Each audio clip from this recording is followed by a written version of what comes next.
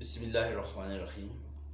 ناظرین، جس طرح مہنگائی بڑی برق رفتاری کے ساتھ بڑھ رہی ہے، لوگ اپنی بچتوں کو محفوظ کرنے کے لیے سونے کے اندر انویسٹمنٹ کر رہے ہیں۔ یعنی ایسا نہ ہو کہ اگر ہم اپنی بچتیں بینکوں میں یا اپنے گھروں میں رکھیں تو روپیہ اتنا زیادہ ڈی ویلیو ہو جائے کہ اس بچت کی کوئی قدر و قیمت ہی باقی نہ رہے۔ تو لوگ جب انویسٹمنٹ گولڈ میں کرتے ہیں تو چند احتیاطی تدابیر کرنی چاہیے جس کی وجہ سے آپ کسی لاس سے یا کسی دھوکے سے بچ سکیں۔ وہ کون سی ہیں؟ ایک تو یہ ہے کہ جب آپ انویسٹمنٹ کے لیے یا بچت کے لیے گولڈ پرچیز کرتے ہیں تو آپ کو جیولری کی شکل میں بالکل نہیں خریدنا چاہیے۔ وجہ یہ ہے کہ اگر آپ جیولری کی شکل میں گولڈ پرچیز کریں گے تو جب آپ کچھ مہینوں کے بعد یا کچھ سالوں کے بعد آپ ری سیل کریں گے یعنی فروخت کریں گے تو سنارا آپ سے کٹوتی کرے گا، آپ کو اچھا خاصا لاس ہو جائے گا۔ اس کٹوتی کی آپ کو سمجھ بھی نہیں آئے گی کہ اس نے کٹوتی کیسے کی۔ وہ کہے گا جی اتنے رتی اتنے ماشے میں نے کٹوتی کر لی۔ تو آپ پھر کیا کریں؟ آپ جیولری کی شکل میں نہیں بلکہ خالص سونے کی شکل میں سونا خریدیں۔ دو قسم کا ہے سونا، ایک برانڈڈ سونا ہے، وہ سونے کی اینٹ بنی ہوئی ہوتی ہے یا بسکٹ بنا ہوا ہوتا ہے یا کائن کی شکل میں ہوتا ہے، اور اس پہ کمپنی کی سٹیمپ بھی ہوتی ہے کہ کس کمپنی نے بنایا، دبئی سے یا سوئٹزرلینڈ سے یا کچھ بھی، اور اس کے اوپر اس کی پیورٹی بھی لکھی ہوئی ہوتی ہے۔ تو آپ نے وہ سونا لینا ہے۔ دوسرا ہوتا ہے لوکل گولڈ جو کہ ڈلی کی شکل کا ہوتا ہے، وہ نہیں آپ نے لینا۔ اس کی کیا وجہ؟ اس کی وجہ یہ ہے کہ جب آپ ری سیل کے لیے یعنی دوبارہ فروخت کے لیے جاتے ہیں تو آپ سے وہ جو برانڈڈ سونا ہے، جو امپورٹڈ سونا ہے یا جس کو بریک کی شکل ہے جس کی یا بسکٹ کی شکل ہے، وہ آسانی سے فروخت ہو سکتا ہے۔ لیکن جو گولڈ ڈلی کی شکل میں یعنی لوکل گولڈ ہے، جو اس کو پٹھور بھی کہتے ہیں، یہ وہ آسانی سے نہیں ہوتا۔ اس میں کئی ایک مسائل ہوتے ہیں۔ وہ کہتے ہیں جی یہ سونا اتنا زیادہ پیور نہیں، اس میں کٹوتی ہوگی، اس میں یہ ہوگا۔ تو آپ نے ہمیشہ بریک کی شکل میں یا بسکٹ کی شکل میں جو امپورٹڈ گولڈ ہے وہ خریدنا ہے۔ ایک احتیاط میں نے آپ کو بتائی۔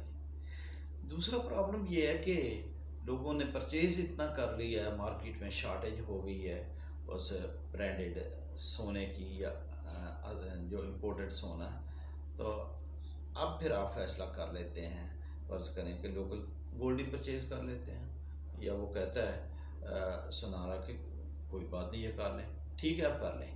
لیکن جب آپ لوکل گولڈ پرچیز کرتے ہیں تو اس میں کچھ احتیاطوں کی ضرورت ہے۔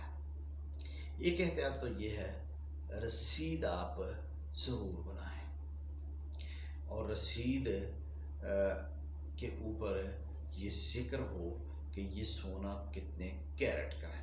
یہ میں 2 قسطوں میں بنا رہا ہوں ویڈیو۔ میں نیکسٹ ویڈیو میں پارٹ 2 میں یہ بتاؤں گا کہ یہ کیرٹ کیا ہوتے ہیں، لیکن ابھی آپ یہ ذہن میں رکھ لیں کہ اس کے اوپر آپ نے کیرٹ کا ضرور ذکر کرنا ہے۔ پھر آپ رسید جو بنائیں گے یہ ایک رف پیپر پہ نہ ہو، 3rd کلاس قسم کے پیپر پہ نہ ہو، بلکہ اسے کہیں کہ آپ کے پاس جو اپنا پیڈ ہے شاپ کا، اس کے اوپر جس کے اوپر مونوگرام بنا ہوا ہے، اس پیپر کے اوپر رسید بنا کے دیں۔ تو میں آپ کو اس کا ایک سیمپل بتاتا ہوں، دکھاتا ہوں کہ وہ کس قسم کا رسید آپ نے بھی دیکھی ہوگی۔ یہ اس قسم کی ہے جس کے اوپر لکھا ہوا ہے پٹیالہ جیولرز۔ تو یہ کوئی بھی جیولر کا نام ہو سکتا ہے، کوئی بھی شاپ ہو سکتی ہے، یہ مونوگرام بھی ہے اس کے اوپر۔ تو اس قسم کے پیپر پہ رسید ہونی چاہیے۔ اس کی وجہ یہ کہ جب آپ دوبارہ سیل کرنے جائیں گے تو اس رسید پہ تو لوگ اعتبار کریں گے، وہ دوسری رسید جو ہے نکمے قسم کے پیپر پہ بنی ہو اس پہ اعتبار نہیں کریں گے، وہ کہیں گے کہ شاید آپ نے کہیں خود ہی تو نہیں بنا لی۔ تو یہ آپ نے احتیاط کرنی۔ پھر آپ نے ایسے کرنا ہے کہ اس کی کیلکولیشن جو ہے رسید کو دے کے وہ آپ نے ایک دفعہ خود بھی کر کے دیکھنی ہے کہ وہ جو کیلکولیشن سنیارے نے کی ہے وہ صحیح ہے یا غلط ہے۔ تو اس کا طریقہ میں نیکسٹ ویڈیو میں پارٹ 2 میں آپ کو بتاؤں گا کہ کیلکولیٹ کیسے کرنا ہے۔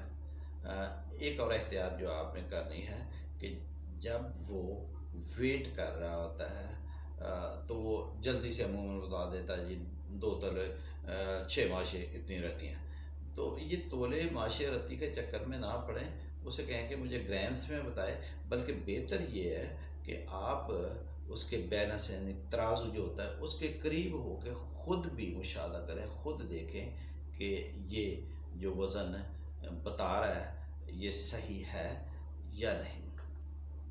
تو اب انشاءاللہ کچھ اور احتیاطیں جو ہیں میں نیکسٹ ویڈیو میں یعنی پارٹ 2 میں آپ کو بتاؤں گا۔ Thank you very much. اللہ حافظ۔